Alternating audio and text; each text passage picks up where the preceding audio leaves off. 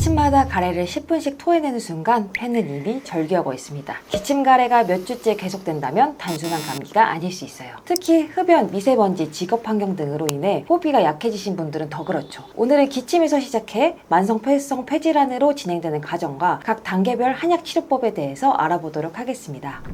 안녕하세요. 편안한 숨을 되찾는 공간 숨터의 김남선, 홍은비 원장입니다. 많은 분들이 기침이 오래 지속되어서 감기 길어졌나 하고 기대하시는 경우가 많습니다. 하지만 이런 증상들이 단계적으로 진행되면서 돌이킬 수 없는 폐 손상으로 이어질 수 있어요. 특히 기침 가래가 3주 이상 지속된다면 단순한 감기가 아닐 가능성이 높습니다. 맞아요. 저희 진료실에서도 자주 만나는 케이스인데요. 처음에는 단순 기침으로 시작해서 만성 기관지염으로 그리고 COPD로 진행되는 경우가 많습니다. 호흡기 질환은 마치 계단처럼 단계적으로 악화되기 때문에 각 단계에서 어떤 변화가 일어나는지 그리고 한약이 어떻게 개입하여 도움을 줄 수 있는지 알아두시면 증상 관리에 큰 도움이 됩니다. 원장님, 그럼 먼저 기침이 오래 지속되면 어떤 단계로 진행되는지 그리고 그 위험성은 무엇인지 설명해 주시겠어요? 호흡기 질환의 진행은 크게 4단계로 나눌 수 있습니다. 첫째는 단순 감기나 기침으로 시작되는 초기 염증 단계입니다. 대부분 가볍게 여기시는데 이 시기에도 기관지 점막에는 이미 염증이 시작되고 있어요. 그렇군요. 그 염증이 단순히 사라지지 않고 계속 진행될 수 있다는 거네요. 아무래도 많은 분들이 이 시기에 그냥 지나가겠지 하고 방치하시는 것 같아요. 맞습니다. 두 번째 단계는 만성 기관지염 단계로 3개월 이상 기침과 가래가 지속되게 됩니다. 이때는 기관지 점막이 두꺼워지고 섬모 운동이 약해져 폐의 자정 능력이 떨어지게 되는데요. 특히 아침에 일어나서 가래가 끓는 느낌이 들고 찬 공기에 노출되면 증상이 악화되는 특징이 있습니다.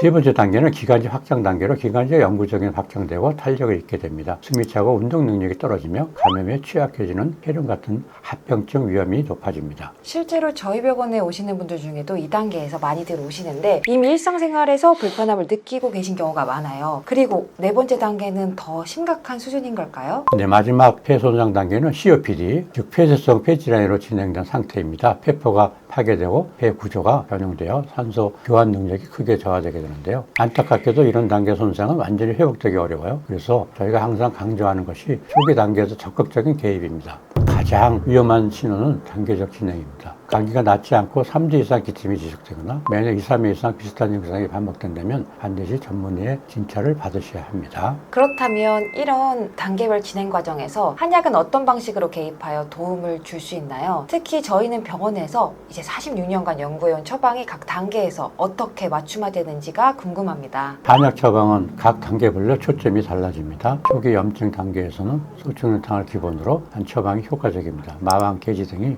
기관지 확장과 염증 감소에 도움을 주고요. 감초, 생강, 전반적인 면역 강화를 돕습니다. 초기에는 염증 제거와 면역력 강화에 초점을 맞추는 거군요. 그런데 환자분들 중에는 한약 먹으면 오히려 열이 나지 않을까 걱정하시는 분들도 계신데 이런 초기 처방은 어떨까요? 좋은 질문입니다. 저희는 필과 증상에 따라 열증과 한증을 구분하는데 처방합니다. 열이 많은 체질에는 청열작용이 있는 약재를, 한증에는 원부하는 약재를 추가하죠. 맞춤 처방이 중요한 이유입니다. 만성 기관지염 단계에서는 김치, 녹용, 영동탕으로 전환합니다. 기본 25가지 약재의 환자 상태에 따라 최대 35가지까지 약재가 추가되는데요. 특히 녹용의 판토크린 성분이 손상된 점막 재생을 촉진하고 금은화와 영조가 염증을 효과적으로 제거합니다. 처방이 정말 복잡하고 정교하네요. 기관지 확장 단계나 COPD 단계에서는 어떤 처방을 주로 사용하실까요? 기관지 확장 단계부터는 한방 칵테일 요법이라고 부르는 통합 처방을 시작합니다. 김치, 녹용, 영도탕에 김치 공심단을 함께 사용하는 방식입니다. 공심단의 사양, 녹용, 침향 등이 심폐 기능을 동시에 강화하여 산소 교환 능력을 개선하고 만성 피로를 줄어들게 합니다. 특히 COPD 단계에서는 자세한 맥진과 복진을 통해 심장 기능까지 함께 평행하게 되는데요. COPD 환자의 30-40%가 심장 합병증을 동반하기 때문에 심포 기능을 동시에 강화하는 처방이 필수적인 겁니다. 환자분들이 가장 궁금해하시는 부분이 바로 한약 치료의 효과와 기간인 것 같아요. 각 단계별로 한약 치료의 효과는 얼마나 빨리 나타나고 얼마나 치료를 지속해야 하는지 알려주실 수 있으실까요?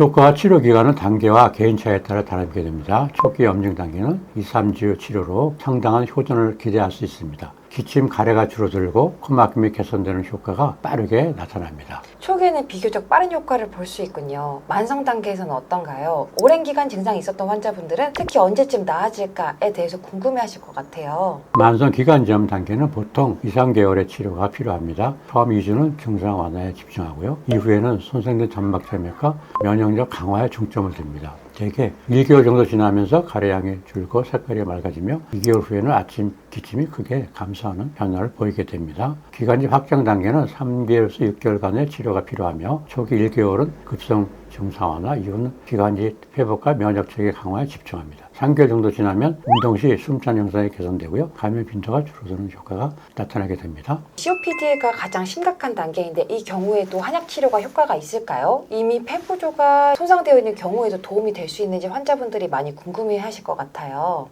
COPD 단계는 6개월 이상의 장기 치료가 필요하게 되는데요. 이 단계에서는 완치보다는 관리 개념으로 접근해야 됩니다. 46년간의 임상 경험에서 보면 6개월 치료 후 약 65, 70% 환자들이 호흡곤란 개선, 운동 능력 향상, 감염 빈도 감소 등의 효과를 경험하셨습니다. 특히 중요한 것은 삶의 질 개선입니다. 완전한 폐 구조가 회복은 어렵더라도 숨쉬기가 편해지고 일상 활동이 가능해지는 변화는 충분히 기대할 수 있습니다. 실제로 하버드 의대 특강에서도 발표하던 사례인데요. 산소호흡기에 의존하는 환자가 3개월 치료 산소호흡기 없이 일상이 가능해진 케이스도 있었습니다. 하지만 정직하게 말씀드리자면 COPD 단계에서는 한약 단독 치료보다는 서양의학 치료의 방법이 더 효과적인 경우가 많습니다. 기관지 확장제, 스테로이드제, 흡입기 등과 함께 한약을 복용하면 상승 효과를 얻을 수 있습니다.